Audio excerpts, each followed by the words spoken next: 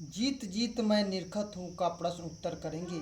यह वीडियो आप new education point की तरफ से देख रहे हैं। पहला प्रश्न है, लखनऊ और रामपुर से बिरजू महाराज जी का क्या संबंध था? उत्तर लिखेंगे। प्रस्तुत पाठ गोदली भाग 2 से लिया गया है। पाठ का नाम जीत जीत मैं निरखत हूँ और लेखक का नाम पंडित बिरजू महाराज है। लखनऊ बिरजू महाराज जी का पैतृक घर और जन्मस्थली था। रामपुर के नवाब के यहाँ उनके पिताजी नौकरी करते थे। रामपुर से ही इनका नाचना प्रारंभ हुआ। वहाँ के नवाब इनके नृत्य से बहुत प्रसन्न रहते थे। दूसरा प्रश्न है, रामपुर के नवाब की नौकरी छूटने पर हनुमान जी को प्रसाद क्यों चढ़ाया? उत्तर लिखेंगे। प्रस्तुत पाठ गोधली भाग 2 से लिया गया है। पाठ का नाम जीत जीत मैं निरखत हूँ, लेखक का नाम पंडित बिरजू महाराज है। रामपुर के नवाब बिरजू महाराज के नृत्य से बहुत खुश रहते थे। मात्र 6 वर्ष की उम्र में नवाब साहब इनकी नियुक्ति तनख्वाह पर कर ली। बिरजू जी के माता व पिता नहीं चाहते थे कि 6 वर्षीय बेटा नवाब की नौकरी करे। पिता ने नवाब साहब के सामने विरोध जाहिर किया तो बेटा नहीं तो बाप नहीं कहकर दोनों बाप बेटे की छुट्टी कर दी, जिस पर खुशी में हनुमान जी को लड्डू चढ़ाया गया।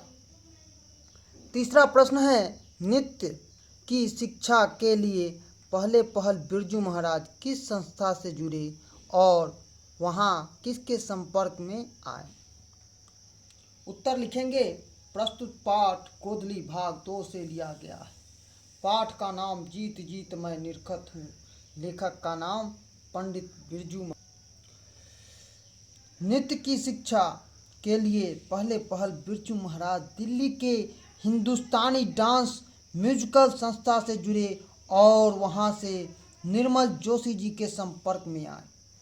चौथा प्रश्न है, किनके साथ नाचते हुए बिरजू महाराज जी को पहली बार प्रथम पुरस्कार मिला? उत्तर लिखेंगे। प्रस्तुत पाठ गोधली भाग 2 से लिया गया है। पाठ का नाम जीत जीत मैं निरखत हूँ, लेखक का नाम पंडित बिरजू महाराज है। पिताजी और चाचा जी के साथ नाचते हुए बिरजू महाराज जी को प्रथम पुरस्कार मिला था। पांचवा प्रश्न है, बिरजू महाराज के गुरु कौन थे? उनका संक्षिप्त परिचय देना है। तो लिखेंगे। प्रस्तुत पाठ गोधली भाग 2 से लिया गया है। पाठ का नाम जीत जीत मैं निरखत हूँ और लेखक का नाम पंडित बिरजू महाराज है। बिरजू महाराज के गुरु उनके पिता थे। उनके पिता और चाचा दोनों ही कथक नृत्य के प्रवीण थे। बिरजू महाराज को शिष्य स्वीकार करते वक्त अपने बेटे बिरजू की कमाई का 500 रुपया लेकर उन्होंने बिरजू महाराज को गांडा बांधा और शिष्य स्वीकार किया। विशेषतः उनका समय रामपुर के नवाब के यहाँ ही बीता। वहाँ की नौकरी छोड़ने के कुछ ही दिन बाद मात्र 54 वर्ष की उम्र में उनकी मृत्यु हो जाती है। छठा प्रश्न है, बिरजू महाराज ने नृत्य की शिक्षा किसे और कब देनी शुरू की? प्रस्तुत पाठ गोधली भाग 2 से लिया गया है। पाठ का नाम जीत जीत मैं निरखत हूँ और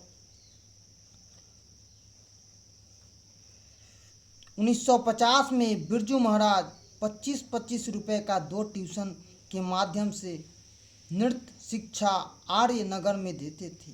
वहीं सीताराम वागला नामक एक लड़के को भी डांस सिखाते थे तथा उससे स्वयं हाई स्कूल की पढ़ाई पढ़ते थे।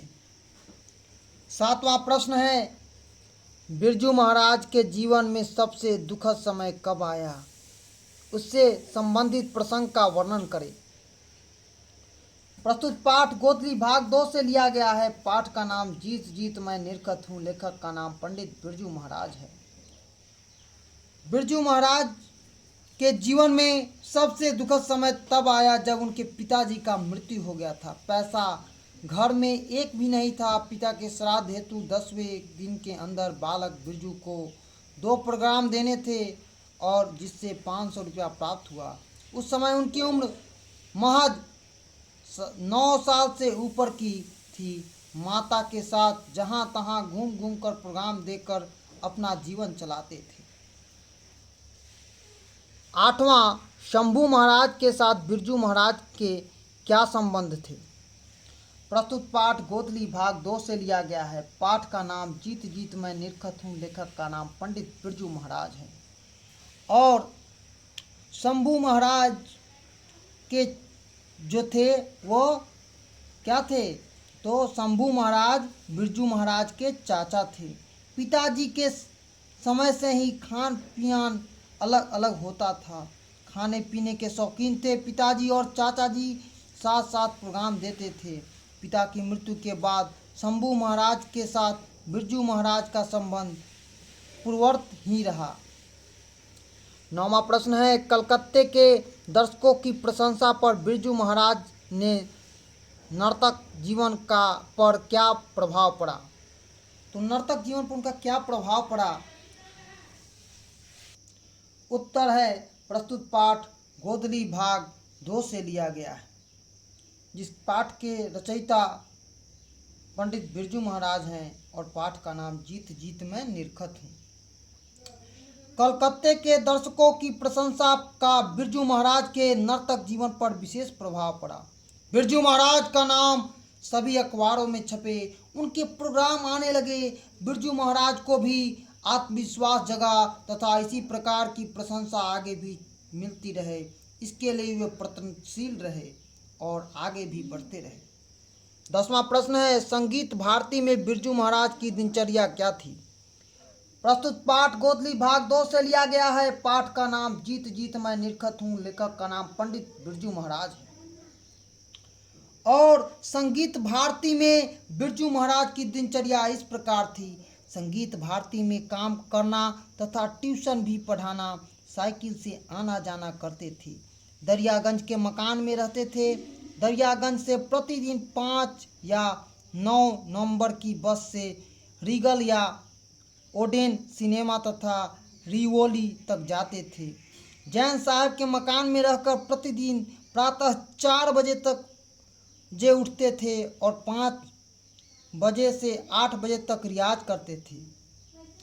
रियाज करते करते थक जाने पर विविध वाद्य यंत्रों को बजाते थे। 11वां प्रश्न, बिरजू महाराज कौन कौन से वाद्य यंत्र बजाते थे? तो उत्तर लिखेंगे प्रस्तुत पाठ गोदली भाग 2 से लिया गया है। पाठ का नाम जीत जीत मैं निरखत हूँ, लेखक का नाम बिरजू महाराज है। बिरजू महाराज कथक नृत्य के साथ साथ सितार, गिटार, हारमोनियम, बांसुरी, सुरदा, तबला आदि वाद्य यंत्र बजाते थे। 12वां प्रश्न, अपने विवाह के बारे में बिरजू महाराज क्या बताते हैं? प्रस्तुत पाठ गोदली भाग 2 से लिया गया है। पाठ का नाम जीत जीत मैं निरखत हूँ, लेखक का नाम पंडित बिरजू महाराज। जब बिरजू महाराज 18 साल के थे उस समय उनका विवाह हुआ। बिरजू महाराज नहीं जानते थे कि विवाह हो, परंतु अम्मा जी की इच्छा से विवाह हुआ। विवाह करना वे अपनी बहुत बड़ी गलती मानते थे। पिताजी के मरने के बाद माताजी घबराहट में मेरी शादी करवा दी, जो अच्छा नहीं हुआ। 13वां, बिरजू महाराज की अपनी शागिर्दों के बारे में क्या राय थी? तो उनकी शागिर्दों के राय जो थी इस प्रकार थी। अपने शागिर्दों में पहला नाम रश्मि वाजपेयी का था, जो बहुत दिनों से बिरजू महाराज के साथ काम करते थे। अच्छे खानदानी लड़के और शाश्वती